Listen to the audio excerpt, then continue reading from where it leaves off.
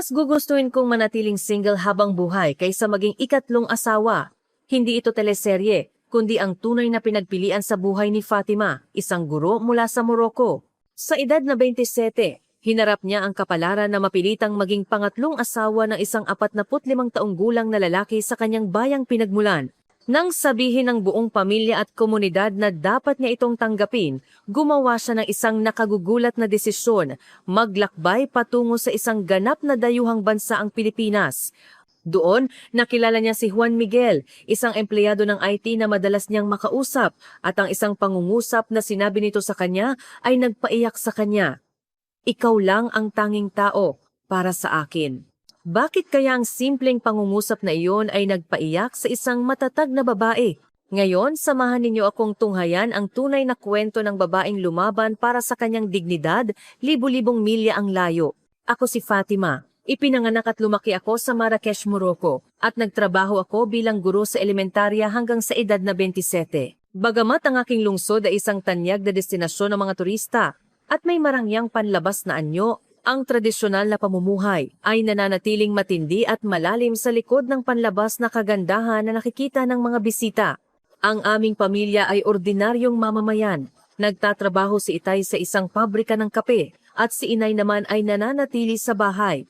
Mula nang ako'y ipinanganak, malinaw na ang inaasahan sa akin, humanap ng mabuting lalaki at magpakasal. Ngunit bata pa lang, mahilig na akong magbasa at nakita ko ang kasiyahan sa pag-aaral. Napakahusay ng aking mga marka sa elementarya at naging pangarap ko ang maging guro. Buti na lang sinuportahan ako ng aking mga magulang. Naniwala silang ang pagiging guro ng kanilang anak ay magiging magandang puhunan para sa isang mas mabuting kasal. Ngayon ko naiisip na hindi iyon para sa akin, kundi para sa isang mas magandang pamumuhunan sa kasal. Napakasaya ko nang makakuha ako ng trabaho sa isang elementarya sa komunidad pagkatapos kong makapagtapos sa Teachers College sa edad na 22. Masaya ang bawat araw na kasama ko ang 30 bata. Kapag sinasabi ng mga bata, Guro Fatima, gusto ko ring maging katulad mo, nakadarama ako ng malaking tagumpay. Nagtuturo ako sa mga bata sa araw at sa gabi naman, nag-aaral ako ng panitikan sa night college. Balang araw, pangarap kong magsulat ng mga kwento pambata. Ngunit habang tumatanda ako, nagsimula akong makaramdam ng matinding presyon mula sa paligid. Ang mga kalaro ko ay nag-asawa na at nagkaanak, at ako na lang ang natitira.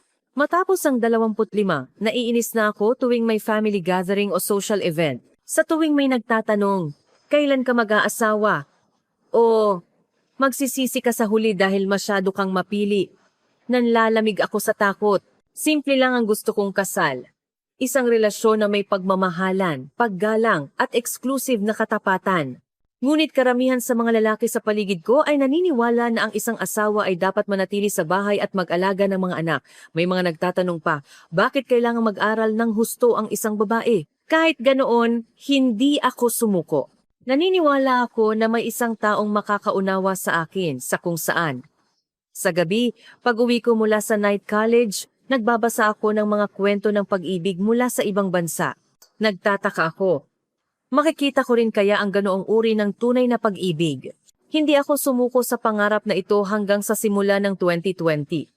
Ang 20 ay itinuturing na huli na sa aming komunidad, ngunit hindi pa rin ako nawawala ng pag-asa.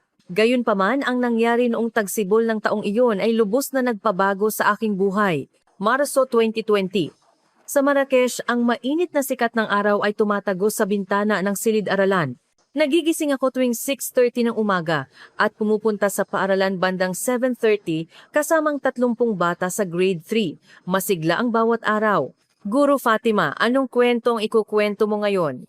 Nawawala ang pagod ko sa buong araw sa tuwing nakikita ko ang ningning sa mga mata ng mga bata. Punong-puno ang buhay ko sa paaralan, ngunit ang daan pauwi ay laging mabigat. Ang aming bahay ay isang tradisyonal na bahay sa lumang bahagi ng Marrakech, kung saan 3 henerasyon ang naninirahan, si Lola, Inay at Itay, at kaming magkapatid ni Yusef, na 2 taong mas bata sa akin. Pag-uwi ko ng 6 p.m., laging naghihintay si Inay. Kumusta ang araw mo, Fatima? Kahit na nagtatanong siya, alam kong iba ang tunay niyang inaalala. Ang susunod na sasabihin niya ay, may balita si tita sa kapitbahay. Paulit-ulit ang parehong maliliit na usapan sa hapagkainan. Si Itay ay pagod mula sa trabaho sa pabrika, ngunit bigla siyang nagiging masigla kapag usapan na ang kasal ko. Fatima, isa ka ng guro ngayon, makakakita ka na ng lalaking mula sa mabuting pamilya. Mas direkta si Lola. Sa edad mo, 3 anak na ang meron ako. Pag-uwi ko ng 8 p.m. galing sa night college para sa klase sa panitikan, iyon ang pinakamasayang oras ng araw. Nagbabasa ako ng Romeo at Juliet ni Shakespeare at Les Miserables ni Hugo, nangarap ng ibang mundo kung saan ang pag-ibig ay hindi pag-aari, kundi pag-uunawaan. Sinusulatan ko ang linyang iyon sa aking kwaderno. Naniniwalang balang araw ay makikita ko ang ganoong uri ng pag-ibig. Karamihan sa mga kaibigan ko sa kolehiyo ay may katulad na pag-aalala. Reklamo ni Amina. Na-stress na ako sa mga kamag-anak ko. Pabiro namang sinabi ni Hatise. Umalis ka na lang at mag-aral sa France. Sa paglalakad ko pa uwi bandang 11 p.m., laging iniisip ko kung paano namumuhay ang mga babae sa ibang bansa. Hanga ako sa imahe ng mga babae sa mga pelikula sa kanluran na kayang mabuhay ng mag-isa at maging masaya at magmahal sa taong gusto nila. Tuwing weekend, naglalaan ako ng oras sa bookstore sa sentro ng Marrakesh. Ang pagbabasa ng mga libro tungkol sa paglalakbay sa ibang bansa o ibang kultura ang aking libangan. Sa tuwing natutuklasan ko na napakalaki ng mundo at may iba't ibang paraan ng pamumuhay, lumalawak din ang aking puso. Ngunit pagbalik sa realidad, bumabalik ang lungkot sa aking puso. Ang mga tingin ng mga tita sa community cafe, ang mapanghusgang salita na hindi pa ako kasal, at ang dumaraming alok na kasal na lalong lumalala. Sa aming komunidad, ang 20 putput ay halos katandaan na. Gayunpaman, pilit akong hindi nawawalan ng pag-asa. Gabi-gabi, nagsusulat ako sa aking tala-arawan, sinasabing, ligtas na natapos ang araw na ito. May mas maganda pa bukas. Ngunit isang araw noong Marso 2020 ang tuluyang bumaliktad sa aking pang-araw-araw na buhay. Habang papalapit ako sa 20 na, tumindi ang presyon mula sa pamilya, lalo na sa mga pagtitipon ng pamilya kung saan ako ang naging pangunahing paksa. Fatima, kailan ka mag-aasawa? Ang tanong na iyon ni tita ay nagpatawag ng atensyon ng lahat sa hapagkainan. Nagsimulang bumilis ang tibok ng puso ko. Pagkatapos kong sumagot, hindi ko pa nakikita ang tamang tao. Umiling si tito at sinabing, "Huwag kang masyadong mapili." Habang tumatanda ang isang babae, nababawasan ang kanyang karapatang pumili. Mas direkta si Lola. Sa edad mo, tinatawag na akong matandang dalaga. Masyadong komportable ang mga kabataan ngayon. Sa tuwing naririnig ko ang mga salitang iyon, pinagpapawisan ako ng malamig. Nagsimula akong magduda sa sarili ko. Mali ba ang pamumuhay ko? Masyado ba akong humihingi? Ganoon din sa paaralan. Karamihan sa mga kasamahan ko ay may asawa na. Ako na lang ang single. Sa oras ng tanghalian, paulit-ulit ang parehong usapan. Fatima, may maganda akong ipapakilala sa iyo. May mabuting lalaki sa kasamahan ng asawa ko. Kumusta? Ngunit sa tuwing nakikipagkita ako sa inirerekomendang lalaki, laging bigo. Karamihan ay nagtatanong sa unang pagkikita, pagkatapos ng kasal, magre-resign ka ba? Nang sabihin kong gusto kong magpatuloy sa pagtuturo, umiling sila. Masyadong abala sa pag-aalaga ng mga anak, saan pa kukuha ng oras? May isang lalaking mas prangka. Ang pagtatrabaho ng asawa ay nagpaparamdam sa asawang lalaki na hindi siya sapat. Sapat na ang kinikita ko para sa pamilya. Bakit ka palalabas at magtatrabaho? Ang aking dibdib ay masakit sa tuwing naririnig ko ang mga salitang iyon. Kailangan kong talikuran ang aking pinakamamahal na propesyon at ang kasiyahan kasama ang mga bata para lang magpakasal? Hindi ko matanggap ang katotohanan iyon.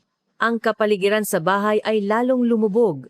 Lalo namang nag-aalala si inay. Fatima, sa edad mo, may anak na ako. Sa tuwing naririnig ko ang pagbuntong hininga ni inay, umaakyat ang pagkadama ng kasalanan. Pakiramdam ko, nag-aalala sa akin ang aking mga magulang. Mas direkta si Itay. Anak, sa huli, mag-aasawa ka at magkakaanak para maging masaya.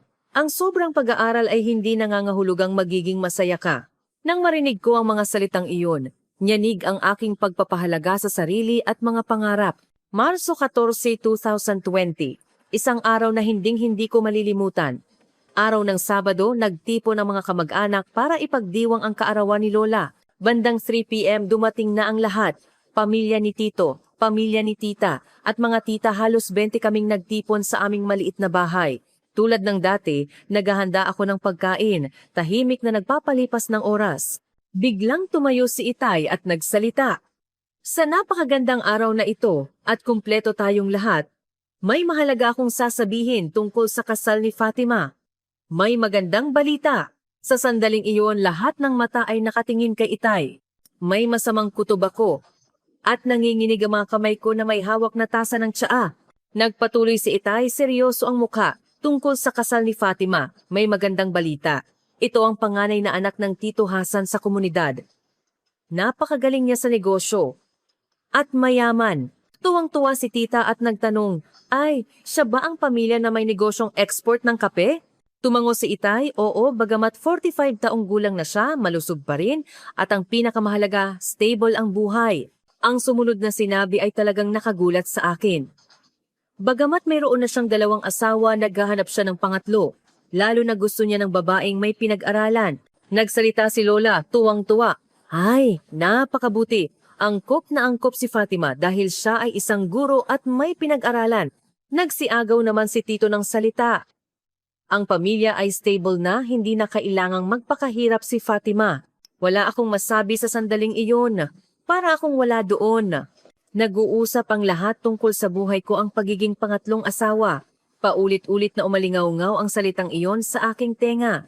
Ang buhay ko, na pinaghirapan kong mag-aral sa loob ng 25 taon, ay magiging pangatlong pagpipilian lang ng isang tao? Hindi ko matanggap ang katotohanan iyon.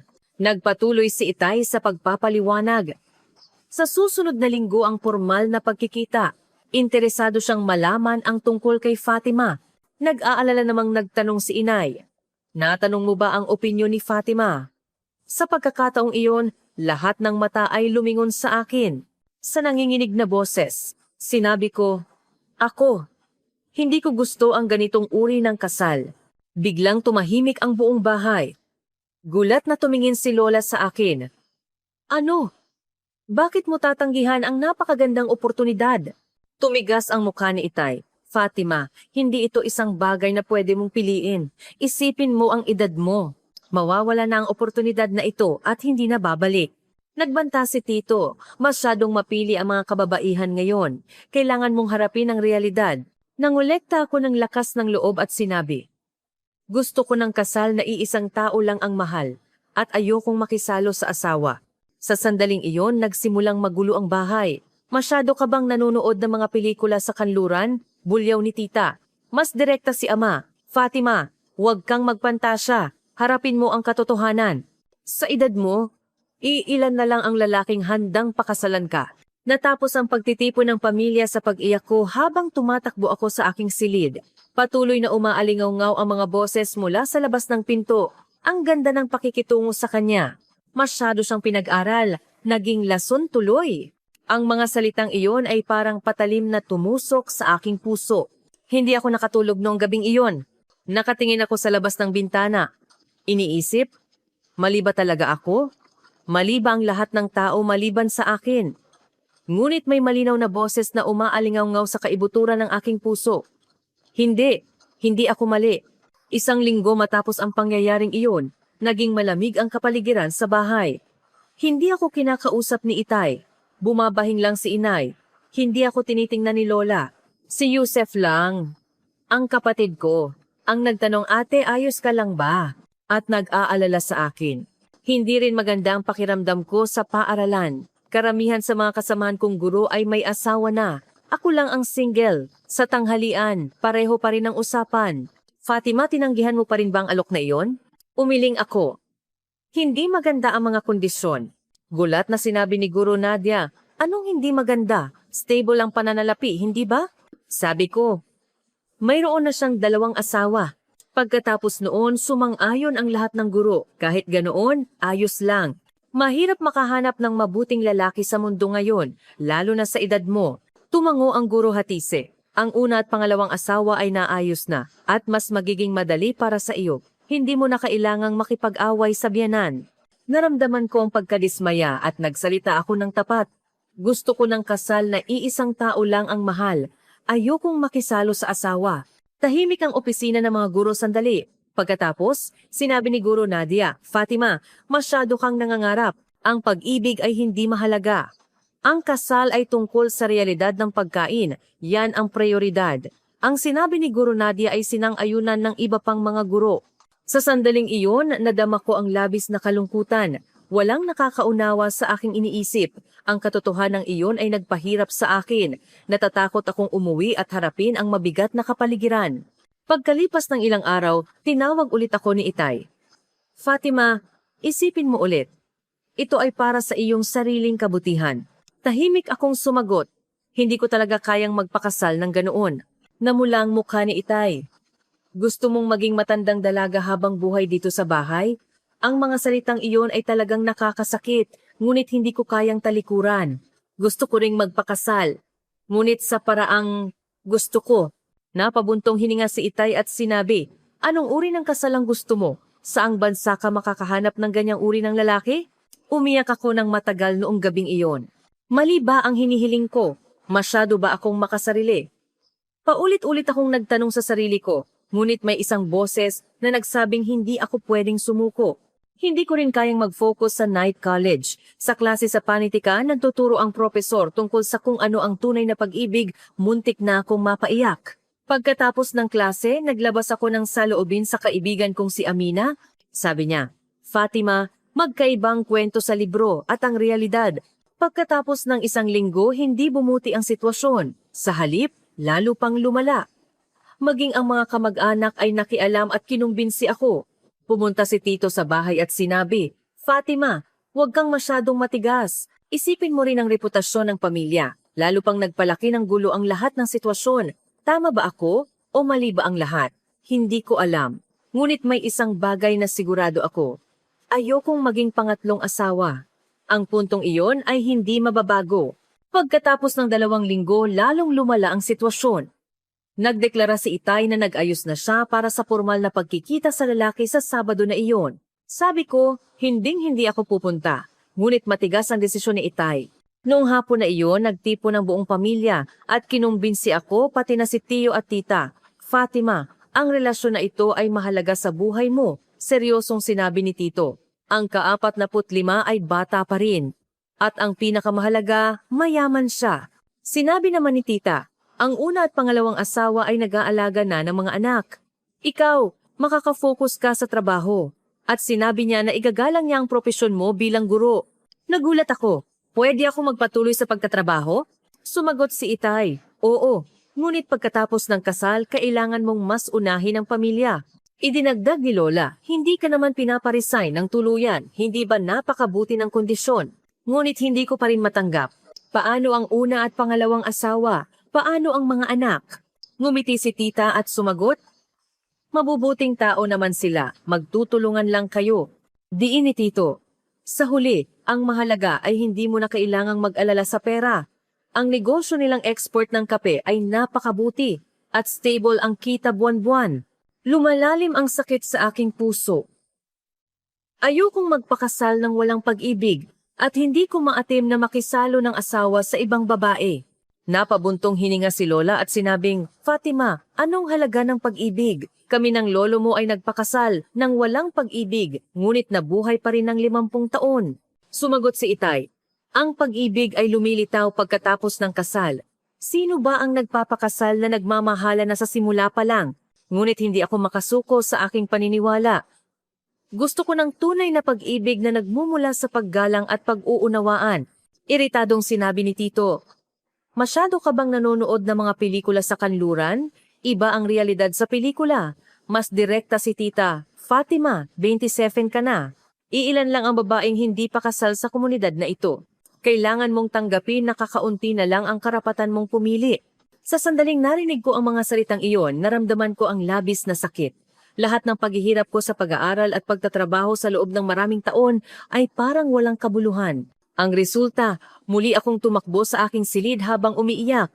Ang mga usapan mula sa labas ng pinto ay lalong nagpasakit sa akin.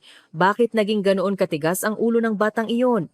Masyado siyang pinag-aral, naging lason tuloy. Umiyak ako ng matagal noong gabing iyon. Nagkamali ba talaga ako? Masyado ba akong nangangarap? Ngunit may boses pa rin sa kaibuturan ng aking puso. Hindi ako mali. May iba pang paraan. Habang tumitindi ang presyon ng pamilya, nagpasya akong humanap ng ibang solusyon. Siguro, may paraan din ng pagpapakasal na gusto ko rito sa Morocco. Una, nagtungo ako sa Women's Counseling Center sa Marrakesh. Ang sentro ay nasa ikalawang palapag ng isang lumang gusali. Pinilit kong umakyat sa sementadong hagdanan, bit-bit ang pag-asa. Ang counselor ay siguro Aisha, isang babaeng nasa 40s. Sa simula, napakainit ng kanyang pagtanggap sa akin. Ikinuwento ko ang sitwasyon ko ng detalyado. Tumango siya. Ay, ang sitwasyon na ito ay karaniwan sa maraming kabataan ngayon. Ngunit habang tumatagal ang counseling, lalo akong nawawala ng pag-asa. Fatima, harapin mo ang katotohanan. Dito sa Morocco, ang polygyny ay pinahihintulutan sa batas at tinatanggap sa relihiyon. Hindi ba mas matalino kung humanap ka ng pinakamahusay na sitwasyon sa loob ng sistemang ito kaysa tuluyang tumanggi? Nagmadali akong nagtanong, paano naman ang mga babaeng gusto ng monogamy? Nagsorry siguro Aisha, syempre, may mga ganoong lalaki rin, ngunit napakakaunti at karamihan ay may asawa na o may napakataas na pamantayan. Dagdag pa, isipin mo ang edad mo na 27. Sa sandaling narinig ko ang mga salitang iyon, masakit ang dibdib ko. Maging ang Women's Counseling Center ay ginagawang issue ang aking edad. Isang buwan ang lumipas, ginawa ko ang lahat ng uri ng pagsubok, ngunit nabigo lahat. Pinupuna ako ng mga tao sa komunidad na masyado raw akong mapili at baka mawala ang magandang oportunidad. Lalo namang nagpresyur ang pamilya, sinasabing dapat kong tanggapin ang unang alok. Ang resulta ng aking unang pagsubok ay tuluyang pagkabigo at lalong naging mahirap ang sitwasyon. Lalo pang tumindi ang presyo ng pamilya at lumala ang tingin ng mga tao sa paligid. Nagsimula akong makaramdam ng desperasyon. Pagkatapos ng isang buwan ng pagkabigo, lumubog ako sa malalim na pagdududa sa sarili. Mag-isa akong nakaupo sa aking silid, paulit-ulit na nag-iisip. Nagkamali ba talaga ako? Sinasabi ng lahat na ako ay kakaiba. Hindi ko ba talaga nauunawaan ang realidad? Hindi ako makatulog sa gabi. Nakahiga sa kama, nakatingin sa kisame, paulit-ulit na nag-aalala. Talaga bang ganoon kahalaga ang pag-ibig? Hindi ba tama ang sinasabi ng lahat? Minsan, gusto ko nang sumuko. Bumabalik sa aking isip ang mga alaala ng aking kabataan. Ang kwento ni Lola na pinilit siyang magpakasal sa edad na labang kantos. Ang katotohanan na nagpakasal si inay nang hindi pa nakikita si itay. Ganoon ang pamumuhay nilang lahat. Hindi ba ako pwedeng maging kakaiba? Lalo na ang mga salita ni Lola ang patuloy na bumabagabag sa akin. Maaari ka ring mabuhay ng walang pag-ibig. Kung wala kang inaasahan, wala ring pagkabigo. Parang masaya naman si Lola at Lolo na magkasama habang buhay. Siguro, masyado akong humihingi. Hindi rin ako makapag-focus sa paaralan. Nagtatanong ang mga bata, Guro, bakit ka laging nakatulala? Sa klase, patuloy akong nag-iisip ng ibang bagay. Tama ba ang pagiging matigas ng ulo ko? Anong uri ng edukasyon ang ibibigay ko sa mga bata? Hindi ko na alam. Ang pakikipag-usap sa mga kasamahan ay lalong nagpabigat. Fatima, tinanggihan mo pa rin ba ang alok? Mahirap sumagot kapag tinanong ako ng ganoon. Sabi ko, pinag-iisipan ko pa. Ngunit lalo akong hindi sigurado sa kaibuturan ng aking puso. Isang araw noong Setyembre 2020, nagpakita sa akin ng kamanghamanghang bagay ang kaibigan kong si Hatitse. Fatima, tingnan mo itong language exchange app.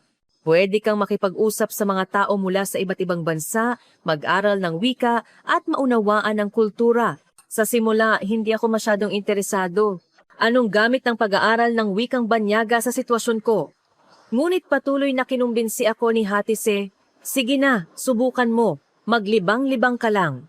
Tingnan mo ang mundo kahit sa bahay o sa paaralan na puno ng presyon, wala ka namang mapupuntahan. Sa ilalim ng sitwasyon na iyon, kung saan malaki ang presyon ng pamilya at paaralan at wala akong mapuntahan, nagdesisyon akong subukan. Nag-download ako ng app at gumawa ng profile.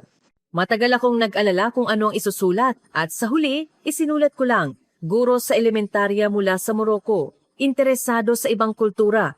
Nag-upload din ako ng isang larawan na hindi masyadong malinaw ang mukha. Akala ko, siguro may gustong mag-aral ng Arabic. Pagkalipas ng ilang araw, nakatanggap ako ng mensahe. Kumusta? Ako si Juan Miguel Reyes, mula sa Pilipinas. Gusto kong mag-aral ng Arabic kaya ako nakipag-ugnayan sa iyo. Pilipinas? Narinig ko na ang lugar na iyon, ngunit hindi ko masyadong alam. Alam ko lang na nasa Asia ito. Kumusta? Ako si Fatima. Hindi ko talaga alam ang Tagalog, ngunit pwede akong tumulong sa Arabic. At ganoon nagsimula ang aming usapan. Si Juan Miguel ay napakagalang, araw-araw. Nagtatanong siya, kumusta ang araw mo ngayon? At sineseryoso ang aking mga sagot. Sa simula, language exchange lang ito. Tinuruan ko siya ng salitang Arabic at tinuruan niya ako ng Tagalog.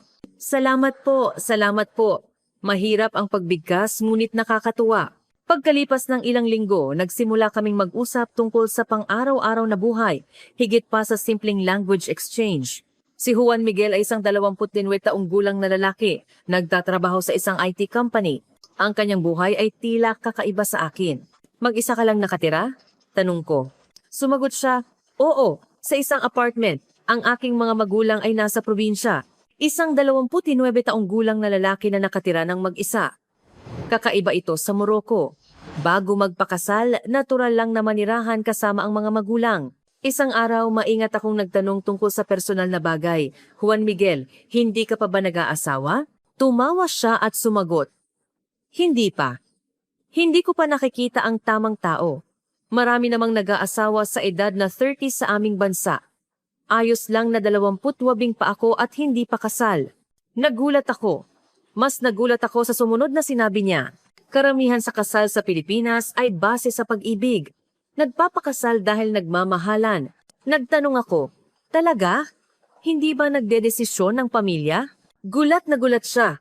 Hindi sariling pagpili ng tao. Siyempre sasabihin ng pamilya ang kanilang opinyon, ngunit sa huli, ang tao pa rin ang magdedesisyon. Napakagulat sa akin ang usapang iyon. Mayroon talagang ganoong bansa? Hindi rin ba ito polygamy? Nagtanong ako, at mas nagulat si Juan Miguel. Siyempre, hindi. Isa lang ang mapapangasawa. Iyon ang nakasaad sa batas. Ang extramarital affairs ay malaking issue rin. Hindi ako makapaniwala. Talaga? Hindi pwedeng magkaroon ng maraming asawa ang isang lalaki? Siyempre, illegal iyon. Sa Pilipinas, isa lang ang makakasama sa kasal. Siya lang ang tanging tao. Ang sinabi ni Juan Miguel ay nagpabilis sa tibok ng puso ko. Mayroon talagang ganoong bansa? Nagtanong ako, Mausisa, paano namumuhay ang mga babae doon? Natural na sumagot si Juan Miguel. Siyempre, namumuhay sila tulad ng mga lalaki, nagtatrabaho, nakatira ng mag-isa. Ang ate ko nga, 35 na, nakatira pa rin ng mag-isa. Nagpakasal siya noong nakaraang taon sa taong mahal niya. Sa sandaling narinig ko ang mga salitang iyon, may gumagalaw sa aking puso. 35 taong gulang at nakatira ng mag-isa? Ayos lang? Oo, ayos lang. Sa katunayan, pinupuri siya dahil sa pagiging independent at nakatuon sa sarili niyang trabaho at natutupad ang kanyang sarili. Ang pakikipag-usap kay Juan Miguel ay nagbukas ng bagong mundo sa akin. Sa Pilipinas, ayos lang kung mas malaki ang kinikita ng babae kaysa sa asawa. Ang mga kwentong ito ay parang fantasy novel sa akin. Mayroon talagang ganoong mundo. Gabi-gabi inaabangan ko ang oras na makikipag-usap kay Juan Miguel. Sineseryoso niya rin ang aking mga pag-aalala. Mahirap talaga ang sitwasyon mo, Fatima. Ngunit huwag kang sumuko, may paraan talaga. Ang kanyang pagpapatahimik ay nagbigay sa akin ng malaking lakas. Akala ko noon ang Pilipinas ay isang tahimik lang na lugar. Ngunit sa pamamagitan ng pakikipag-usap kay Juan Miguel, nagsimula akong umasa. Siguro may lugar kung saan posible ang buhay na pinapangarap ko. Parang nakakita ng munting liwanag sa dilim. Nagpatuloy ang aming pag-uusap ni Juan Miguel. Nagsimula akong mag-isip na mas maunawaan ang Pilipinas. Gabi-gabi naghahanap ako sa internet tungkol sa Pilipinas ang kalagayan ng mga babae, sistema ng kasal at lipunan. Habang mas nauunawaan ko, mas nagugulat ako. Pwede bang maglakad ng mag-isa ang babae sa Pilipinas hanggang hating gabi? Tanong ko. Sumagot si Juan Miguel, siyempre, ang jeepney at bus ay mayroon pa hanggang gabi. Karaniwan lang na may babaeng nagbabasa o nag-aaral mag-isa sa cafe. Ang pag-iisip lang ay nagparamdam sa akin ng kalayaan. Ang pinaka-nakagulat ay ang sistema ng edukasyon sa Pilipinas. Pwede rin bang maging guro ang banyaga sa Pilipinas? Tanong ko. Sumagot si Juan Miguel. Siyempre, pwede. Lalo na ang Arabic, marami ang gustong mag-aral. Ngunit kulang ang pwedeng magturo. Sa sandaling narinig ko ang mga salitang iyon, nagsimula akong gumawa ng konkretong plano sa unang pagkakataon. Pwede ba ako magtrabaho sa Pilipinas? Seryosong sumagot si Juan Miguel. Siyempre, pwede. Maraming language exchange center o tutorial center ang naghahanap ng Arabic tutor. Ang isang taong may karanasan sa pagtuturo tulad mo, Fatima, ay tiyak na makakahanap. Maingat akong nagtanong ulit, paano ako makakapunta sa Pilipinas? Mabait na ipinaliwanag ni Juan Miguel. Una, subukan mo muna ang tourist visa. Kapag nakahanap ka na ng trabaho, pwede mo itong palitan ng working visa. Malaki ang pangangailangan sa Arabic tutor, kaya hindi mahirap kumuha ng visa. Mula noon, nagsimula akong gumawa ng detalyadong plano. Una, inalam ko ang paraan ng pag-apply para sa Philippine Tourist Visa. Buti na lang hindi mahirap kumuha ng tourist visa para sa mga taga-Morocco at alam kong pwedeng manatili ng hanggang 30 araw or 90 days. Let's use 90 days for better planning. Ang susunod na issue ay ang pananalapi. Ang pera na naipon ko sa loob ng 5 taon bilang guro, kasama ang konting natira mula sa scholarship sa kolehiyo. Kinakalkula ko, sapat lang ito para sa plane ticket at 3 buwang gastusin. Maaari na ako maghanda. Nagsimula na rin akong mag-aral ng Tagalog. Inirekomenda ni Juan Miguel ang isang basic grammar book. Bumili ako sa internet. Salamat po, walang anuman. Nagsimula akong mag-aral ng mga pangunahing ekspresyon. Mahirap ang pagbigkas, ngunit nakakatuwa. Gabi-gabi tinutulungan ako ni Juan Miguel sa video call. Fatima, napakaganda na ng pagbigkas mo. Ang pagpapalakas loob ni Juan Miguel ay nagparamdam sa akin na mas maging masigasig sa pag-aaral. Gabi-gabi, naglalaan ako ng 2 oras para mag-focus sa Tagalog. Ang pinakamahalaga ay kung paano ko sasabihin sa pamilya. Hindi pwedeng sabihin ng totoo na gusto kong magsimula ng bagong buhay sa Pilipinas. Siguradong may gulo, kaya naisip ko ang ibang paraan. May kaibigan akong kaklase sa kolehiyo na mag-aaral sa France. At sinabing magpapakasal na siya. Nagpa siya akong gamitin iyon bilang dahilan. Pupunta ako para dumalo sa kasal ng kaibigan ko. Dapat ay pwede iyon. Ikinuwento ko rin kay Juan Miguel ang plano. Gusto ko talagang pumunta sa Pilipinas. Gagamitin ko ang tourist visa sa loob ng 3 buwan para maghanap ng trabaho. Nag-aalala si Juan Miguel, Fatima, kailangan mo talagang pag-isipan itong mabuti. Magbabago ito sa buhay mo. Alam ko, ngunit dito, imposible ang buhay na gusto ko. Gusto kong subukan ang tapat na sinabi ko. Naunawaan ni Juan Miguel ang aking puso. Sige, tutulungan kita. Tutulungan kitang umangkop kapag nakarating ka sa Pilipinas. At ganoon, naging konkreto ang plano para sa 3 buwan. Agosto 2021, pumunta sa Pilipinas. Una, umangkop sa buhay sa Pilipinas at maghanap ng trabaho. Kung hindi magiging maayos, babalik ako sa Morocco. Kung magiging maayos, magsisimula ako ng bagong buhay. Nanginginig ang aking kamay habang nagpapatala sa visa application form. Talaga bang magpapabago ito sa aking buhay? Sa pagkakataong ito, kailangan kong makita ang sarili kong daan. Sumumpa ako sa aking puso. Iyon ang pinakamahusay na pagkakataon para sa buhay na may kalayaan na pinangarap ko sa loob ng 27 taon. Araw-araw, pinalalakas ako ni Juan Miguel. Fatima, kaya mo yan. Makakamit mo ang buhay na gusto mo sa Pilipinas. Hihintayin kita sa Pilipinas. Ang kanyang mainit na salita ay nagbigay sa akin ng malaking lakas. Sa wakas, naghanda na ang puso ko. Agosto 15, 2021. Sa wakas, dumating na ang araw. Nagsimulang tumibok ng malakas ang puso ko nang sumakay ako sa eroplanong patungong Ninoy Aquino International Airport na iya. Isang maleta lang ang laman ng lahat ng aking gamit. At ito ay paglalakbay ng pag-alis. Ngunit alam kong hindi ito simpleng paglalakbay. Ito ay isang hamon na maaaring magpabago sa aking buhay. Sinabi ko sa pamilya na pupunta ako sa kasal ng kaibigan ko sa France. Masakit ang puso ko dahil nagsinungaling ako, ngunit wala akong magawa. Alam kong ang pagsasabi ng totoo ay hinding-hindi ako papayagan umalis. Sabi ko, babalik ako pagkatapos ng 1 linggo. Pagkatapos ng 12 oras na paglipad. Hindi maipaliwanag ang pakiramdam ko nang makarating ako sa NAIA. Ang unang signage na nakita ko ay Tagalog. Ang mga taong naglalakad. Lahat ay kakaiba. Talaga bang nasa Pilipinas na ako? Naghihintay si Juan Miguel sa paliparan. Nang makita ko ang taong nakakausap ko lang sa internet, hindi ko alam kung bakit ngunit tumulo ang luha ko. Fatima, welcome to the Philippines. Nawala ang lahat ng aking pag-aalala nang makita ko ang kanyang maliwanag na ngiti.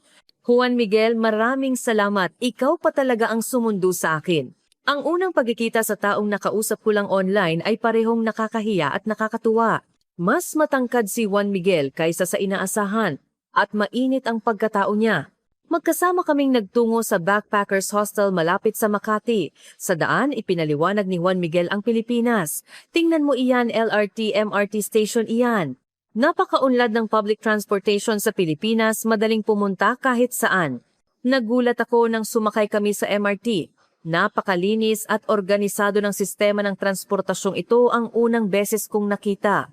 Pagkatapos naming ilagay ang gamit, dinala ko ni Juan Miguel sa isang kalapit na restaurant. Gusto mo bang subukan ang Filipino cuisine? Ang lasa ng unang kagat ng tapsilog ay nakagugulat. Medyo maalat ngunit talagang masarap. Ito bang kinakain ng mga Pilipino araw-araw? Ang mas nakagulat ay ang tanawin sa restaurant. Karaniwan lang na kumakain ng mag-isa ang mga babae. Sa Morocco, bihirang makita ang babae na nag-iisa sa restaurant.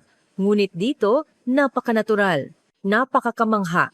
Hindi ba nakakailang sa babae ang kumain ng mag-isa? Siyempre hindi!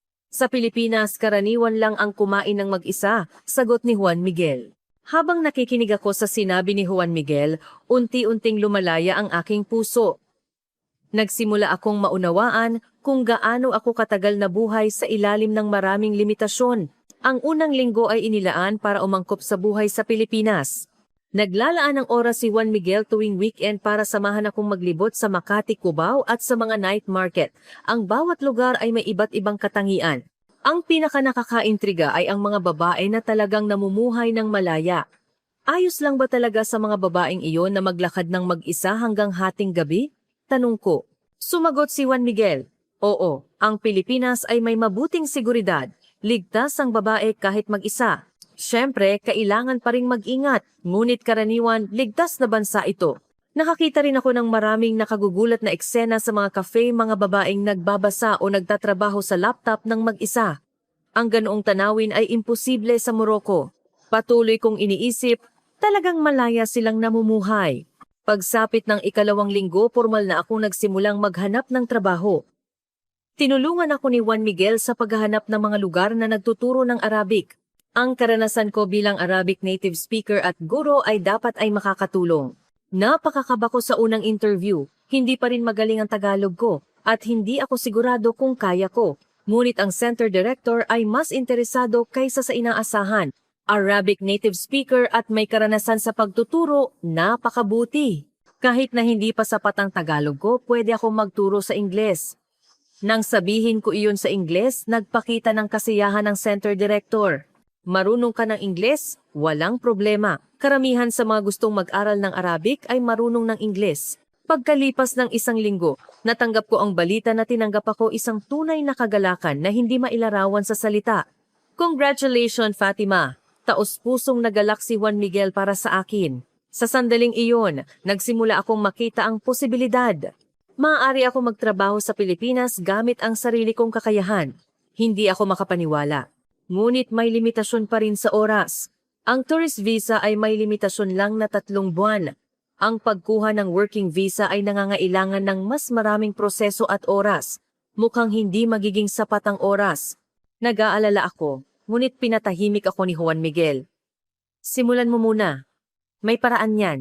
At ganoon, nagsimula ang aking pangalawang hamon sa Pilipinas. Sa pagkakataong ito, nakakita ako ng pag-asa. Kahit na marami pa ring kawalan ng katiyakan, kahit papaano ay sigurado na ito. Ito ang buhay na gusto ko na posibleng makamit. Araw-araw, unti-unti akong umangkop sa buhay sa Pilipinas sa tulong ni Juan Miguel. Pagkatapos ng 1 buwan na pagtatrabaho sa Pilipinas, nangyari ang pinakamasamang sitwasyon. Isang umaga, may mahigit 20 missed call sa aking cellphone. Lahat ay tawag mula sa pamilya sa Morocco. May masamang kutob ako at nagmadali akong tumawag pabalik. Fatima, nasaan ka talaga? Ang galit na boses ni Itay ay nanggaling sa telepono. Bumagsak ang puso ko. Tatay, ako ngayon. Alam ko na hindi ka sa France. Nasaan ka talaga at anong ginagawa mo? Nalaman pala nila. Ang kaibigan kong ginamit ko bilang dahilan ay nag-post ng larawan ng kasal niya sa social media. Ang kaibigan ng kaibigan ko ay kilala ang pamilya ko at sinabing wala ako sa kasal. Nasa Pilipinas ako, hindi na ako pwedeng magsinungaling pa. Sinabi ko ang totoo. Sa sandaling iyon, narinig ko ang pagbuntong hininga ni Itay. Pilipinas? Saan yun? Nababaliw ka na ba? Kinuha ni Inay ang telepono, umiiyak ang boses. Fatima, tingnan mo kung bakit mo kami niloko. May nangyari ba? Anong gagawin namin? Nang marinig ko ang malamig na boses ni Inay, masakit ang puso ko, ngunit ang mas malaking problema ay ang sumunod na nangyari. Umuwi ka kaagad. Kung hindi, ituturing ka naming patay, ang huling mensahe ni Itay. Pagkatapos narinig ko ang mas nakagugulat na balita. Ang pamilya ng lalaki ay nagsabing tumakas ako at galit na galit sila.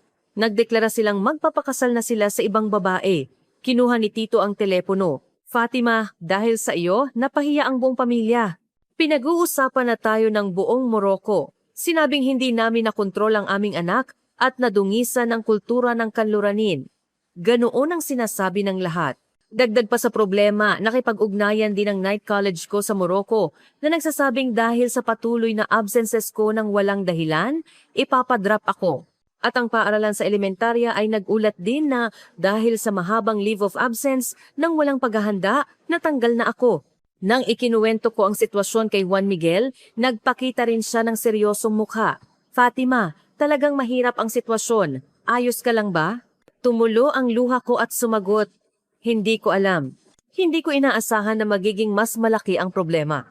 Ang mas malaking issue ay ang visa. Ang tourist visa ay may limitasyon lang na nagdenta araw. Asintang araw na ang lumipas. Kailangan mag-apply para sa working visa. Ngunit ang paghahanda ay napakakomplikado at nangangailangan ng mas maraming oras. Kailangan kong ayusin ang lahat sa loob ng isang buwan. Mukhang napakahirap. Nag-aalala rin ang center director. Paulit-ulit ang tawag ng pamilya sa bahay. Maging si Lola ay nakialam at kinumbinsi ako. Fatima, anong magagawa mo sa ibang bansa? Umuwi ka na, humanap ka na lang ng mabuting lalaki. Mas nagmamakaawa si Inay. Fatima, iinay ito. Nagmamakaawa ako sa iyo. Bumalik ka. Kung wala ka, magulo ang bahay. Galit lang si tatay. Pinag-uusapan na tayo ng mga tao sa komunidad. Hindi na kaya ni Inay. Sa tuwing naririnig ko ang malamig na boses ni Inay, masakit ang puso ko. Maging ang mga kaibigan ay nagsimulang magsisihan. Nagpadala ng mensahe si Hatise, Fatima, masyado ka ng over. Alam mo bang nag-aalala sa iyo ang pamilya? At galit na galit ang pamilya ng lalaki. Pinag-uusapan na ang isyu mo sa komunidad. Ang gulo na. Ang pinakamahirap ay ang pananalapi. Hindi pa ako nakakakuha ng sweldo sa Pilipinas at malapit nang maubos ang perang dinala ko mula sa Morocco, nagsisimula na ring maging problema ang gastos sa backpackers hostel. Kung magpapatuloy ito, kailangan ko talagang umuwi. Sa Pilipinas, naranasan ko rin ang ilang negatibong komento. May nagsalita ng mapanghusgang salita. Ang mga Muslim ay ganyan talaga. Hindi nakikinig sa pamilya, gusto lang mabuhay ng ayon sa gusto. Napakasakit marinig ang mga salitang iyon. Maging si Juan Miguel ay hindi maitago ang kanyang pag-aalala. Fatima, kailangan mong gumawa ng napakahirap na desisyon. Mahalaga rin ang relasyon sa pamilya, ang sabi niya. Nasa limit na ako sa presyon ng pamilya at sa hirap sa pananalapi. Lahat ay nagkawatak-watak ng sabay-sabay. Ganito na lang ba ito magtatapos? Ang buhay na pinapangarap ko, magiging anino na lang ba? Umakyat ang desperasyon. Ngunit may boses pa rin sa kaibuturan ng aking puso. Hindi ako pwedeng sumuko. Isang gabi habang nalulunod ako sa desperasyon, may mahalagang sinabi si Juan Miguel. Fatima, narinig mo na ba ang tungkol sa humanitarian visa, pahintulot sa pananatili? Umiling ako, ano iyon? May sistema sa Pilipinas na nagpoprotekta sa mga banyaga na tumatanggi sa forced marriage o domestic violence. Sa sitwasyon mo, Fatima, maaari kang mag-apply. Ang kanyang sinabi ay parang kidlat na tumama sa akin. Talaga? May ganoong sistema? Detalyadong ipinaliwanag ni Juan Miguel. Oo. Ang mga kaso ng pagtanggi sa forced marriage sa Pilipinas ay pwede ring maging kaso ng humanitarian protection.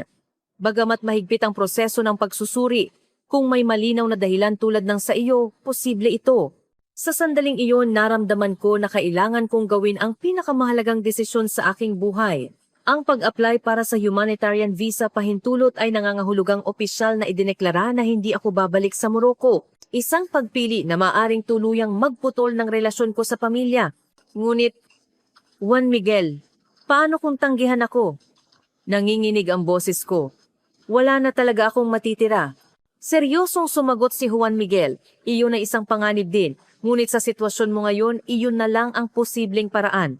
Hindi ako nakatulog noong gabing iyon. Nakatingin sa labas ng bintana, patuloy na nag-iisip. Talaga bang dapat kong tahakin ang daang ito? Tama bang tuluyang iwan ng pamilya?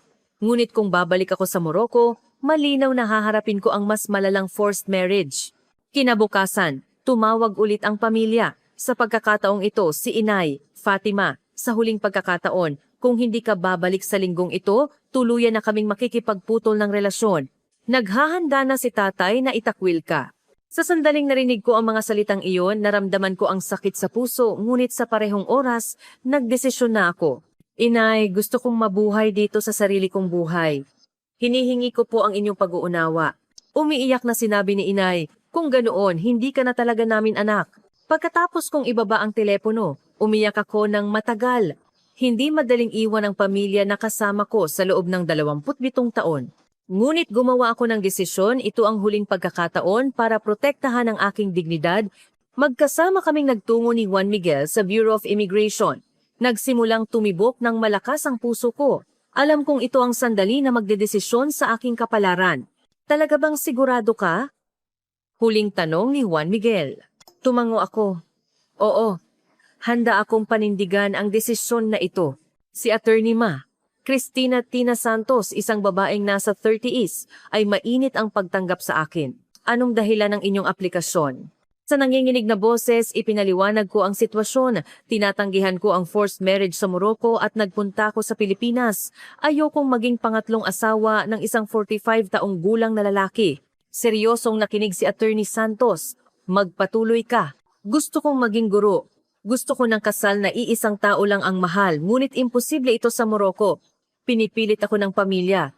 Sinabi nila na puputulin na nila ang relasyon kung tatanggi ako. Nanginginig ang boses ko. Nagpakita ng habag si Attorney Santos. Talagang napakahirap ng sitwasyon. Kung handa ka ng maghanda ng mga kaugnay na dokumento, tatanggapin namin ang formal na aplikasyon.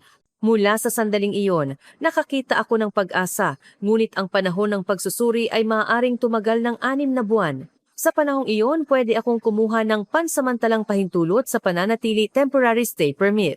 Kahit na may limitasyon, pwede na rin akong magtrabaho. Habang nakikinig ako sa paliwanag ni Attorney Santos, unti-unting kumalma ang puso ko. Naghanda ako ng mga kinakailangang dokumento sa loob ng 1 linggo. Mga dokumentong nagpapatunay sa sitwasyon sa Morocco, certification ng karanasan sa pagtuturo, at ang detalyadong salaysay ko. Tinulungan ako ni Juan Miguel sa buong proseso. Sa wakas, dumating ang araw na isinumite ang aplikasyon. Nagsimulang sumabog ang puso ko. Ngunit ito ang daan na pinili ko para isugal ang aking buhay. Ngayon, kailangan ko na lang maghintay sa resulta. Pinalakas ako ni Attorney Santos. Magkakaroon ng magandang resulta. Nung gabing iyon, sinabi ni Juan Miguel, Fatima, napakatapang mo. Hindi madali ang gumawa ng ganoong desisyon. Sumagot ako, hindi na ako pwedeng bumalik, ngunit hindi ako nagsisisi dahil ito ang pinili ko para protektahan ang aking dignidad. Nagsimula ang lahat ng uri ng hamon. Kahit na hindi ko alam kung ano ang naghihintay sa akin pagkatapos ng 6 na buwan, kahit papaano, nasiyahan ako dahil sinubukan kong mabuhay sa buhay na gusto ko. Lumipas ang 6 na buwan ng napakahabang paghihintay. Pebrero 15, 2022. Sa wakas, dumating na ang araw. Nakatanggap ako ng tawag mula sa BI na may resulta na. Nagsimulang tumibok ng malakas ang puso ko. Magkasama kaming nagtungo ni Juan Miguel sa BI. Sa daan, may iba't ibang iniisip ako. Paano kung tanggihan ako? Patuloy na umaakyat ang pag-aalala. Ngunit sa kabilang banda naisip ko, ginawa ko na ang lahat, kaya hindi ako magsisisi. Sa loob ng 6 na buwan, marami talagang nangyari. Sa panahong iyon, nagtrabaho ako bilang Arabic tutor sa ilalim ng temporary stay permit. Sa simula, napakabago, ngunit unti-unti akong umunlad. Gusto rin ako ng mga estudyante. Guro, nakakatuwa talaga ang Arabic. Gusto ko pang malaman ang kultura ng Morocco. Sa tuwing naririnig ko ang mga salitang iyon, nakadarama ako ng malaking tagumpay. Ang Tagalog ko ay umunlad din. Tinutulungan ako ni Juan Miguel araw-araw. Ngayon, wala na akong problema sa pang-araw-araw na usapan. At nakakasulat na rin ako ng simpleng mensahe sa Tagalog. Fatima, talagang gumulad ang Tagaloge mo. Napakasaya ko sa papuri ni Juan Miguel. Nang makita ko si Attorney Santos, maliwanag ang mukha niya. May magandang balita. Sa sandaling narinig ko ang mga salitang iyon, nagsimulang tumibok ng malakas ang puso ko. Talaga? Nanginginig ang boses ko. Congratulations, Fatima. Ang humanitarian visa pahintulot sa pananatili ay inaprubahan. Sa sandaling iyon, parang tumigil ang mundo. Talaga? Talaga? Inaprubahan talaga? Nagsimulang tumulo ang luha ko. Lubos na naunawaan ng evaluation committee ang sitwasyon ni Fatima at nagdesisyon na kailangan niya ng humanitarian protection. Sa loob ng 3 taon, pwede siyang manirahan at magtrabaho sa Pilipinas. Habang nakikinig ako sa paliwanag ni Attorney Santos, patuloy akong umiyak. Si Juan Miguel, na kumuha ng dokumento, ay nagulat nang makita niya ako. Fatima, anong nangyari? Umiling ako at sinabing inaprubahan. Talagang inaprubahan. Niyakap din ako ni Juan Miguel tuwang-tuwa. Pinalakpakan din ako ng BI officer. Congratulations, sana maging masaya ang buhay mo sa Pilipinas. Lalo akong naantig sa mga mainit na salitang iyon. Ang 6 na buwan ng kawalan ng katiyakan at pag-aalala ay nawala. Sa sandaling iyon, pwede na akong kumuha ng opisyal na working visa at magpatuloy bilang Arabic tutor o maghanap ng ibang trabaho. Mabait na ipinaliwanag ni Attorney Santos. Naramdaman ko na parang walang limitasyon ang mga posibilidad na nagbubukas sa harapan ko. Pag-alis namin, sinabi ni Juan Miguel, Fatima, napakagaling mo talaga. Nalampasan mo ang napakahirap na proseso. Sumagot ako. May mukha pa rin ang hindi makapaniwala. Parang panaginip. Talaga bang pwede na akong manirahan sa Pilipinas? Nung gabing iyon, nagkaroon kami ng maliit na celebration party. Dumating din ang mga kasamahan at estudyante sa Language Center para makisaya. Guro, congratulations! Ngayon, magpapatuloy ka na sa pagtuturo ng Arabic sa amin, hindi ba? Sa pagtanggap ko ng pagbati ng lahat, talagang masaya ako. Ang pinakamahalaga ay ngayon, maaari ko nang mamuhay sa sarili kong pagpili. Ngayon, hindi na ako pangalawa o pangatlo ng sinuman. Maaari akong mamuhay bilang Fatima, isang individual. Sa unang pagkakataon sa loob ng 29 taon, naramdaman ko ang tunay na kalayaan. Kahit na maliit lang apartment, isang silid at isang paliguan lang. Ito ang home ko. Ang pera na kinita ko mula sa trabaho ko bilang Arabic tutor, ang bahay na pinirmahan ko gamit ang sarili kong pangalan. Noong gabing iyon, nag-iisa akong nakaupo sa aking silid. Inaalala ang nakalipas na 2 taon. Mula noong Marso 2020, nang pilitin ako ng pamilya na magpakasal, hanggang ngayon talagang napakagulo. Ngunit sa huli, nagawa ko. Napakalaking kagalakan. Hindi pa rin ako nakikipag-ugnayan sa pamilya sa Morocco. Naniniwala ako na balang araw ay maiintindihan din nila. Ngunit ngayon, gusto kong mag-focus sa aking puso. Kailangan kong patunayan sa kanila balang araw na tama ako. Ang sandali ng imposible na naging realidad. Ang buhay na may kalayaan na pinangarap ko, ang karapatang pumili lahat ay nakamit ko sa Pilipinas. Nagbuntong hininga ako at sa parehong oras, nasiyahan ako sa simula ng bagong buhay. Pagkatapos kong makakuha ng stay permit, mabilis na nagbago ang buhay ko. Ang pinakamahalaga ay gumaan ang pakiramdam ko. Hindi na ito isang lugar na kailangan kong iwan balang araw, kundi isang lugar kung saan sigurado akong pwede akong magsimula. Sa Language Center, nagbago rin ang posisyon ko. Mula sa temporary lecturer, naging formal Arabic lecturer, department head ako. Direkta ring sinabi sa akin ng direktor, Guro Fatima, pwede ka nang gumawa ng pangmatagalang plano ngayon. Talagang congrats sa iyo. Tumaas din ang sweldo ko at tumaas din ang level ng mga kursong hawak ko. Ang pinakamasayang tugon ay mula sa mga estudyante. Guro, pwede ka na bang manatili sa Pilipinas habang buhay ngayon? Napakabuti. Maraming students pa ang gustong mag-aral ng Arabic sa iyo, Guro Fatima. Pwede ba nating ipagpatuloy? Naiinitan ang dibdib ko sa tuwing naririnig ko ang mga salitang iyon. Lalo kong naaalala ang sinabi ng estudyanteng si Chen Jiming mula sa kolehiyo. Guro, ipinaunawa mo sa akin ang iba't ibang kultura at marami akong natutunan mula sa iyong tapang. Napagtanto ko na ang ginagawa ko ay hindi lang pagtuturo ng wika. Ang relasyon ko kay Juan Miguel ay natural na umunlad din. Sa loob ng 6 na buwan, sinamahan niya ako sa lahat ng aking paghihirap Ang nararamdaman ko para sa kanya ay higit pa sa pasasalamat. Fatima, marami rin akong natutunan sa iyo. Alam ko kung ano ang ibig sabihin ng tapang. Ang sinabi ni Juan Miguel ay nagpainit sa aking puso. Ang mas nakagulat ay ang interes ng media. Isang reporter mula sa isang lokal na pahayagan ang nagpunta sa Language Center, sinabing gusto niyang interview ang kwento ko. Sinabi niya na gusto niyang magsulat ng kwento tungkol sa isang babae mula sa Morocco na tumanggi sa forced marriage at nanirahan sa Pilipinas. Sa simula, nag-alinlangan ako. Ang paglalantad ng personal kong kwento ay nagbigay sa akin ng pag-aalala. Ngunit naisip ko, baka makatulong ito sa ibang babae na may katulad na sitwasyon, kaya tinanggap ko ang interview. Nang lumabas ang ulat, naging mainit ang tugon. Talagang matapang na pagpili. Sana maging masaya ang buhay mo sa Pilipinas. Nakaka-inspire ang kwento mo. Lumitaw ang mga comments na ito. Bagamat may mga negatibong tugon din, karamihan ay suporta. Nakatanggap din ako ng hindi inaasahang pakikipag-ugnayan. Nagsimulang makipag-usap sa akin ng mga banyaga na may katulad na sitwasyon. May katulad din akong sitwasyon. Anong gagawin ko? Interesado ako sa proseso ng residency sa Pilipinas. Nakipag-ugnayan din sa akin ang isang multicultural center. Pwede mo bang ibahagi ang karanasan mo sa iba? Nagsimula akong magbigay ng lecture tungkol sa kultura ng Morocco sa Multicultural Center tuwing weekend at sa parehong oras ibinahagi ko ang aking karanasan. Ang aking pananalapi ay nagsimulang maging stable din. Tumaas ang sweldo ko bilang formal na lecturer at tumaas din ang demand para sa private tutoring. Kahit na maliit, araw-araw ay nararamdaman ko kung gaano kahalaga ang kumita ng pera sa sarili kong kakayahan. Ang pinakamasayang sandali ay nang makilala ko ang pamilya ni Juan Miguel. Ikinuwento ni Juan Miguel ang kwento ko sa kanyang mga magulang. Sinabi nila, napakahirap ng karanasan mo. Masaya kaming makatulong ang aming anak. Ituturing ka naming parang anak namin. Lalo na ang inay ni Juan Miguel ay napakainit.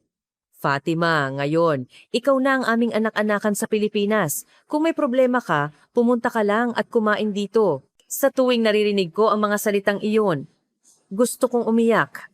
Para sa akin, na umalis sa pamilya. Naramdaman ko na nagkaroon ako ng bagong pamilya. Ngayon, kapag sumasakay ako sa MRT, iniisip ko, ito ang aking lungsod, hindi na pansamantalang lugar, kundi ang lugar kung saan ako nakatira. Araw-araw, paggising ko sa umaga, nararamdaman ko ang kagalakan na ang araw na ito ay araw na maari akong mabuhay sa paraang gusto ko. Ang balita ng pag-aproba ng stay permit ang simula ng pinakamalaking pagbabago sa buhay ko. Ang maliit na permit na iyon ay naging susi para magbukas ng bagong mundo para sa akin. Habang lumilipas ang oras, nagsimulang kumalat ang kwento ko. Ang ulat sa pahayagan ay kumalat sa social media at nakatanggap ng mas malaking atensyon kaysa sa inaasahan.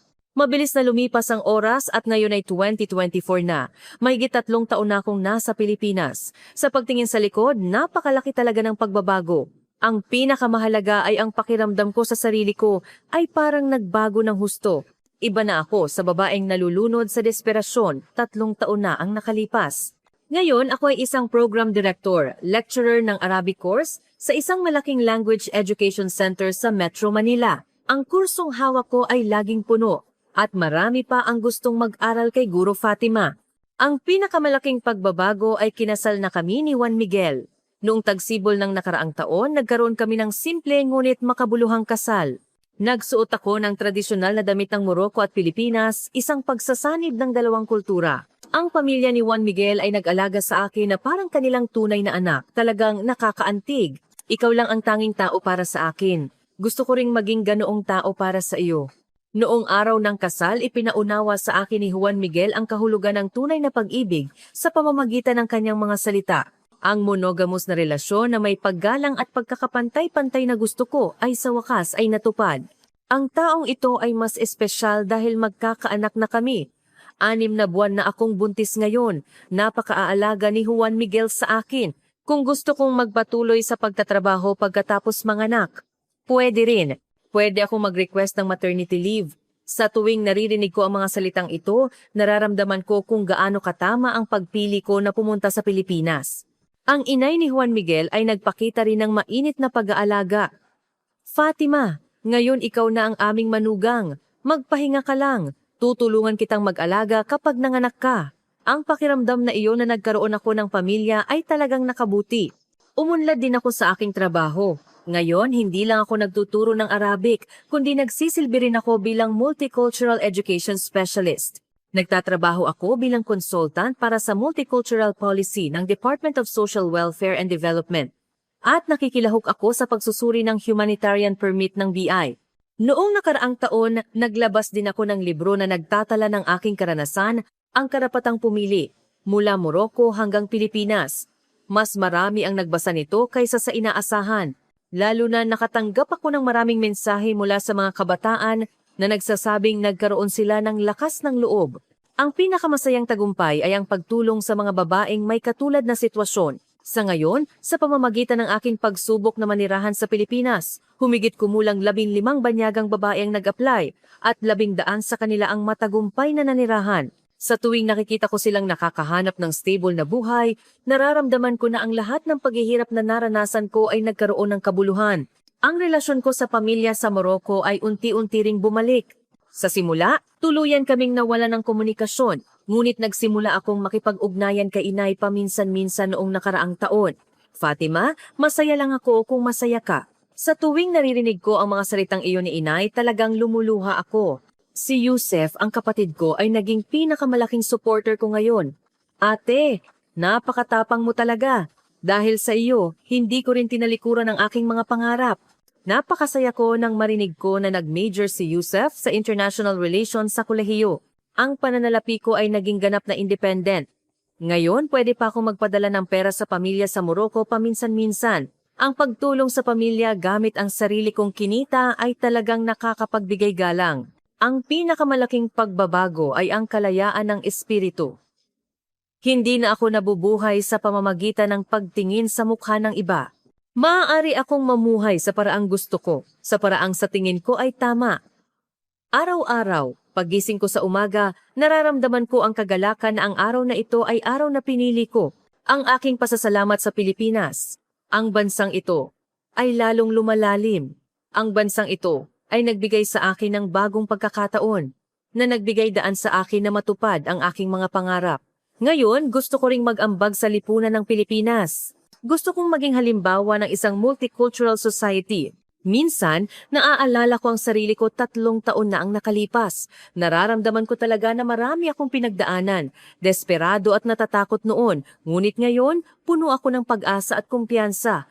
Ang simula ng lahat ng pagbabago ay ang pagpili ko na magdesisyon sa sarili kong buhay, ang maliit na tapang na iyon. Ngayon tatapusin ko na ang aking kwento. May gusto akong sabihin sa inyong lahat.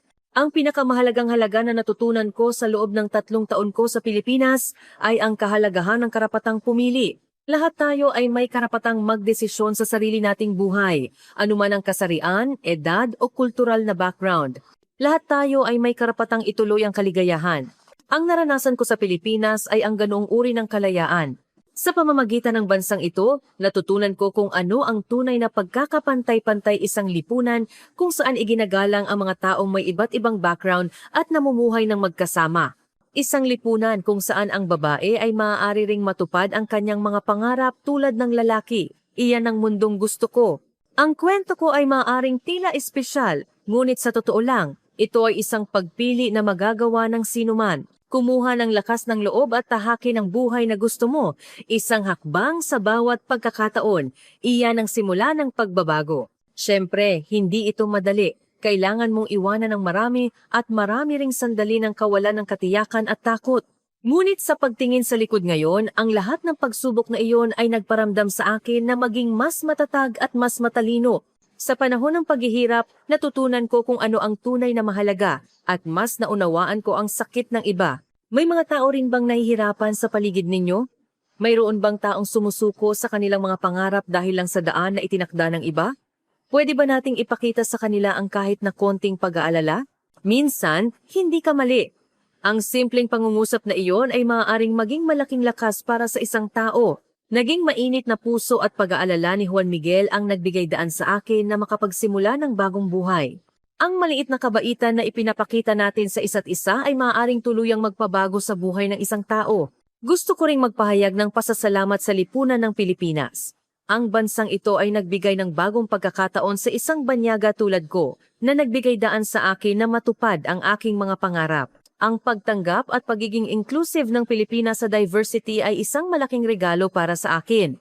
Salamat sa paglalaan ng oras para pakinggan ang kwento ko.